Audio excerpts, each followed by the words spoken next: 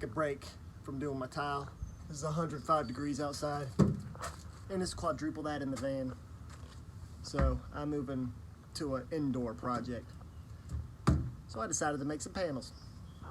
I was running through the idea of doing a panel on this entire door, but since I have already these little cavities that are spaced for templates, I don't mind seeing the white metal with it, because it kind of matches my color scheme, you know, teal, black, white, white, teal.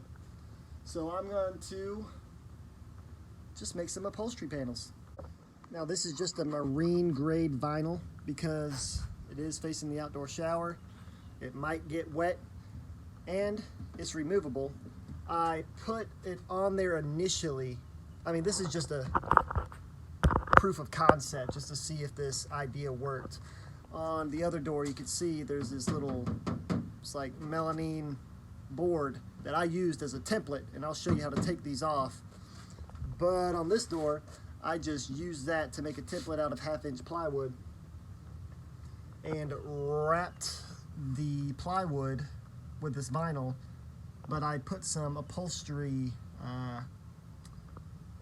cotton, you know the sheet of cotton. I'll show you.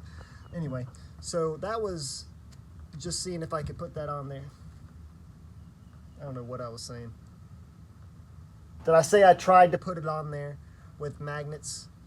So I tried to put it on there with magnets. I had about like 30 magnets going across this in every direction, and it was still, it was sticking, but when I closed the door, it would just fall off. So I got some heavy duty Velcro, and I just have it on there with some Velcro. So on this door, I couldn't find any videos on this mechanism, so I just stuck a screwdriver behind it and just popped it right off, and that's all you need to do. It's on there with these little clip things. I broke one, or I broke a couple of them, but you could probably get like an upholstery tool, just stick it in there and it should just pop off. So after you get that off, you got to pop these little things off. And you just screwdriver, and I pull them off just like that. And if it doesn't come all the way off like that, some of them just that piece stays in there and that piece, top piece, comes off. All you got to do is pull it off. And once you get all those off, you just pull it right off.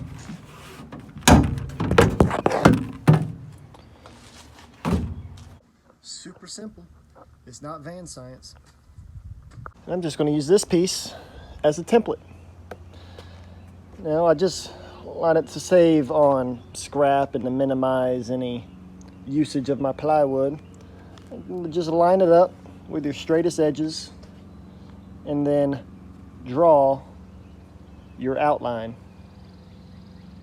And I'll use a pencil just because I can get a super fine point just to get as close to the real edge as possible. I mean, you can use a Sharpie and then cut on the inside of the line, but you know, pencils are easier.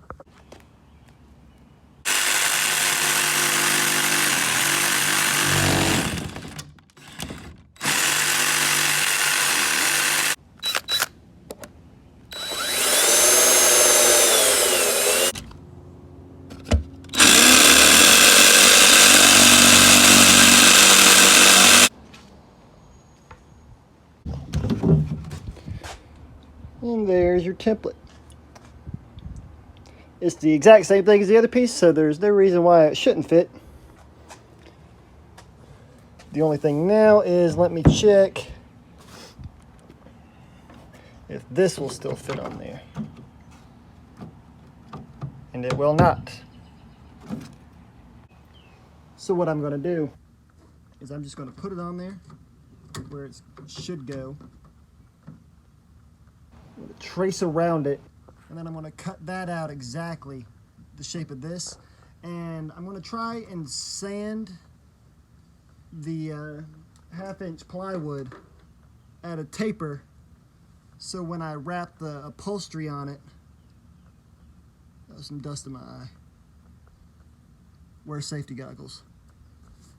All right, so I'm gonna taper that in, and then when I wrap the upholstery around it, hopefully it'll just like ease in to this being recessed in there. We'll see how it looks. I just rounded it over, made an old vintage TV. So that should fit on just like that. This one goes in there all the way, and my pleather vinyl will ease right into it. So it's actually cooled off quite a bit. It's about 100 degrees now. So I'm just gonna work outside.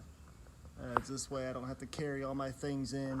So I'm gonna be upholstering with a pneumatic stapler. If you don't have a pneumatic stapler, you can use a regular hand stapler. Just, I got an air compressor and I have this thing. It goes a lot quicker. And this is that roll of cotton I was talking about. So typically when you upholster a chair, you have like foam and then you put this on top of it. So I'm just gonna use this as my main squishiness and just do 2 layers of this, and I tear it to this shape, and then I put on the vinyl. Now you may not need this. You could just upholster straight to the piece of plywood. Maybe use some contact adhesive, spray the plywood, spray the vinyl, and just lay it on there and get a nice flat panel. But I wanted some volume to it to make it look a little more marshmallowy, more textury, I guess. It just adds another visual interest and looks a little more professional, I guess. I don't know. I'm no professional, but it makes it look professional. And you literally just tear it to shape. You can leave a little bit overhanging, it doesn't matter. But that's the first layer. I'm gonna do one more. And you can also staple this just to hold it. So you can, so you can pull it a little bit tighter, get all those wrinkles out. And after I got my 2 layers, just turn it over, roll out your fabric, and I'm gonna cut it 3 inches, about 3 inches around my shape, like that. Side note, another job I have is stretching canvas for artists at an art gallery. So I'm just upholstering this like I would stretch a canvas. So I stretch it from the top, and then the bottom, and then from the sides and pull it as tight as I can. And then on one side I pull it, and then on the opposite side I'll pull it as tight as I can, and then do that for ups and downs. And when you come to like little curves like this vinyl is good because it's actually kind of stretchy. So you can pull it really tight into those curves, and then on the front you don't see little creases. So it might be different if you had a non-stretchy material. And you can see as many staples as I put in there. That would take a lot of time using the hand stapler. Anyway, that's what it looks like. Now to do this circle, I'm just gonna cut a little slit right down the middle, and then something like that. You don't want to get too close to these edges because then you'll see the plywood, but I need to get a little closer. Looks something like that. Not too shabby. Looks pretty good. So after I got the Velcro in place, I matched it up on there, and then put some staples in it just to make sure it won't go anywhere. And now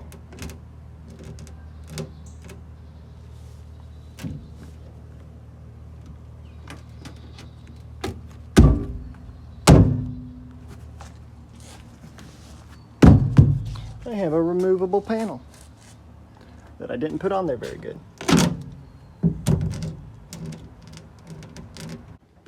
There we go. 1 panel, 2 panel, And I'm going to do these little ones. And also what you're going to want to do behind these panels is insulate them. Put a whole bunch of insulation in there, in those little channels. There's the metal behind there, just stick them in there. Just try to stick them down as far as you can here. And here as well somehow. I still have to figure this one out. And it's a new day. 137 degrees outside. I got one panel done at the top. Just trying another proof of concept to see how I can figure that out. But what I was, I'll show you everything I did on this panel, but let me explain. See how low profile it is? I like that. But these kind of have a gap behind them, and that's because the two sides of the Velcro both stick out like an 1/8 of an inch, so it's coming out like 1/4 of an inch. So on these top panels, I just stuck a whole bunch of insulation in there, like I said, stuck it down in this groove, down in this channel, and behind this, and then I just stuck this on there with some 3M double-sided tape. And that way, I don't ever plan on removing these, but if I need to, I can. But it gives a low profile aspect, and it's won't ever fall off. These are removable because there are some components in here for, you know, like the door latches and the locking mechanism that runs behind there, and the same with this one. If I ever need to get in working on this and anything in there, I can just pull them off. And these never came with templates that fit in there. It looks like they should have come with some because of the little holes. So if you have that little piece that fits in there, that's good. But I'm going to show you how to make a template using some tape. So I taped it up, pulled the tape pretty tight, and now I'm just creasing where my line is. And I'll mark the edge with a pencil. And first I put some horizontal lines, then I did some vertical, and then I did a top layer of horizontal just to hold everything together.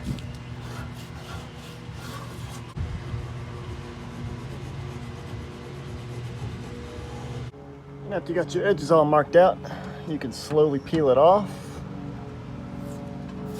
revealing your outline for your template. Voila.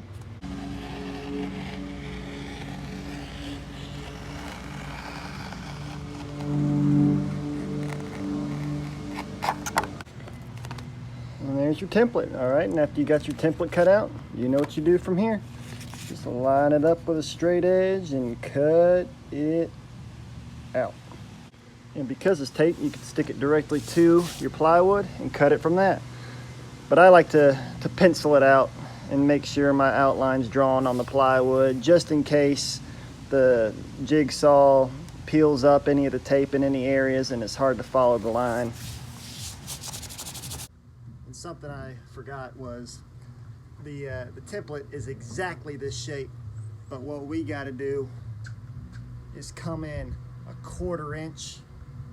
So there's a little reveal like this, and also the vinyl doesn't interfere with that space. So just get a little 1/4 inch spacer and trace that outline. And I said 1/4 inch. It needs to be a 1/2 inch. I forgot that's what it was. So I'm gonna take it down with my sander, but if you do it right the first time, you don't need to. It leaves a little bit of a cleaner edge, and I can get a straighter line with this and cut around those curves nicely. So it needs to be a 1/2 inch in on the panels.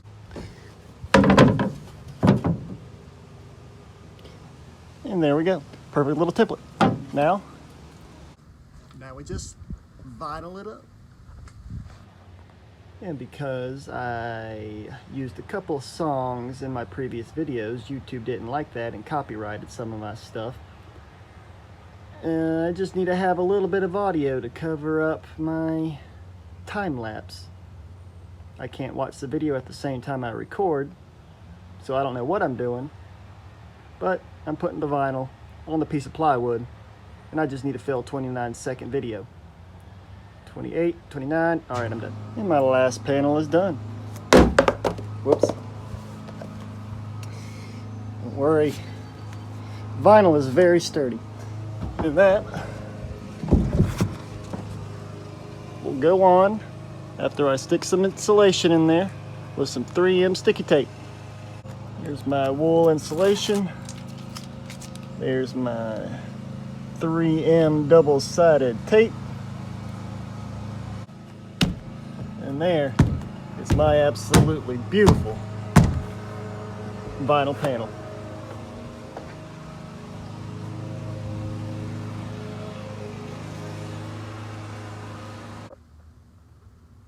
And that's where I'm going to end this video. And I'm going to have a part 2 of what to do in these panels. I got a part 2 of my tile installation coming up. And I'll finish the part 2 with the panel insulation. Insulation and installation. So I came up with an idea. You want to see it? Or do you want to wait till part 2? Alright, I'll show you. Walnut as my panel. So a little tricky. And this was actually my first time ever doing veneer to this scale, this size. And as great as this looks to you guys, it is far from perfect. I don't know if you could tell, but see how it's crooked? Well, I think the wind tweaked it as I was trying to lay it on there, and I was using a full roll of veneer, and it just laid down a little crooked, and the amount of crookedness, as you see, left me a little gap at the top that I had to fill in, and I can't stand that. I gotta fix that. And this panel isn't fitting in there. It's okay, it's pretty good, but it's not as good as I want it. And the way I put it on there was with a French cleat on the back side of it, so it just pops off. And I'm gonna clean this up too. Let's see, a little 45-degree angle goes into a 45-degree angle, hides the screws, and just slides right on there. And it's not going anywhere. And I'm gonna attach the insulation to the back of the panel. But that'll be in my next video. Well, thank you guys for watching. And I hope this is now giving you a better idea of what the end product for the van will look like. Kind of a Palm Springs, mid-century, modern, colorful, Art Deco, Miami, surf shack aesthetic. I don't know. I just like these colors. But anyway, thank you guys for watching, and I'll see you later.